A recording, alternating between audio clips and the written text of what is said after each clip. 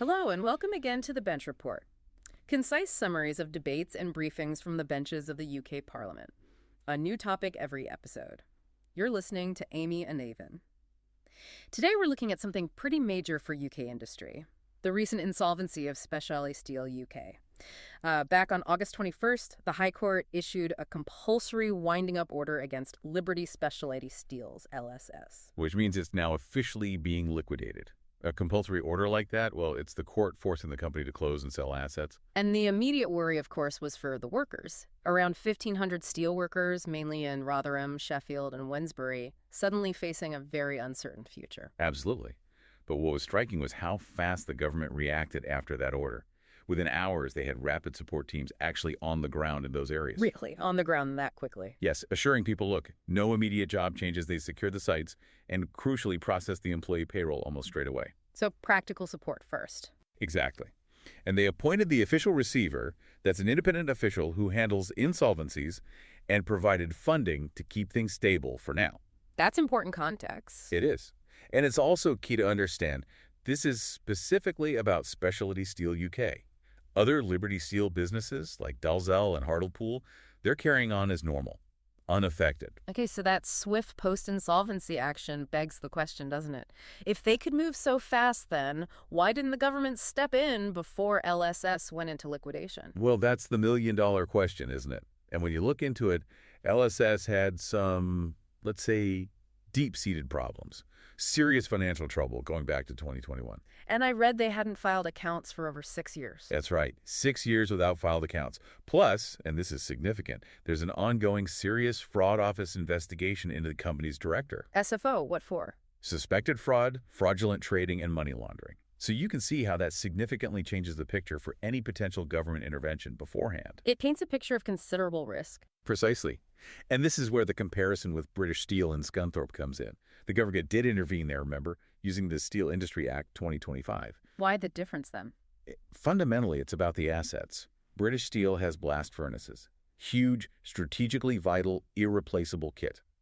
LSS, on the other hand, uses electric arc furnaces. Which are different how in this context? Well, importantly, the LSS electric arc furnaces hadn't actually been running since July of last year, so less immediate strategic impact if they stopped. Ah, okay. So the operational status mattered. It did. And the government's stated position was intervening before insolvency, given the lack of financial transparency and those SFO concerns, could have exposed taxpayers to potentially, and I quote, billions of pounds in hidden costs. Billions. Wow. So they saw it as too big a gamble with public money. Essentially, yes. A calculated decision based on risk, transparency, or lack thereof, and the specific nature of the LSS operations versus British Steel. Right. So despite the current situation, the government seems to think these LSS sites, Rotherham, Stocksbridge, Brinsworth, Wednesbury, still have a future. They do. They're banking on private investment finding value there.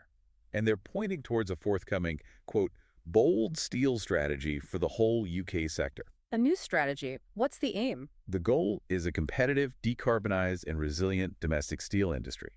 They're already making some policy shifts. Oh, like what? Well, a big one is tackling electricity costs. They're boosting the discount on network charges for steelmakers, the supercharger discount up from 60% to 90%. And what does that mean in real terms? It could mean maybe £4 or £5 relief per ton of steel produced, a direct hit to operational costs. They're also changing government buying rules procurement to prioritize UK-made steel for public projects. Creating a home market, sort of. Exactly, plus strengthening the existing steel safeguard measures against cheap imports.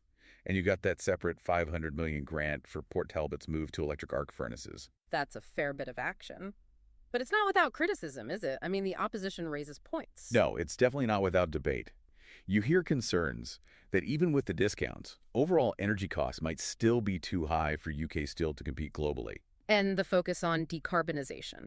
Some argue it might be overshadowing the need for immediate economic growth within the sector. And then there's the elephant in the room, those 25% U.S. tariffs on UK steel exports that are still unresolved. So, a lot of moving parts. Policy changes on one hand, but persistent challenges like energy costs and tariffs on the other.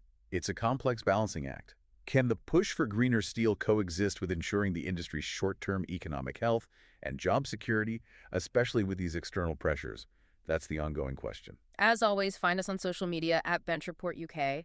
Get in touch with any topic important to you. Remember, politics is everyone's business.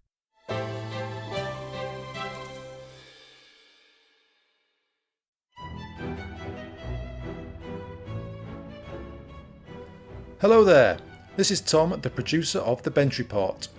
Listener suggestions are vital to my mission of making politics more accessible and accountable. So, if you have an issue that's really important to you, personally or professionally, and want to know what those in power are doing about it, please get in touch via email or via our socials at Bench Report UK.